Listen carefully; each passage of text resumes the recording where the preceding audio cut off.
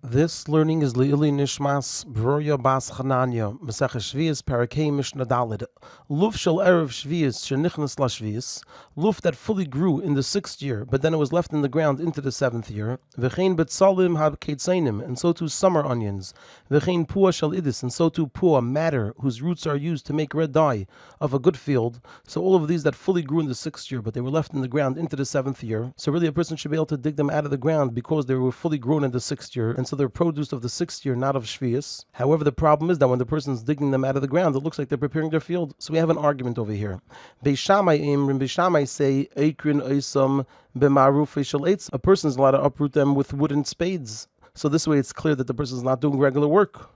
Beis Hillel and Beis Hillel say, "Bekardumes shel matachis." A person is allowed to uproot them with a metal mattock, which is a tool that's used for chopping down trees and for breaking wood into little pieces. So Beis Hillel says a person could use a metal tool. It just shouldn't be the tool that's made for digging, which is a spade.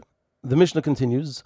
Umeidim bepua shel tzlois, and Beis Shammai agree with Beis Hillel when it comes to pua, which we said is matter that you make red dye from its roots that grew in a place that's full of rocks.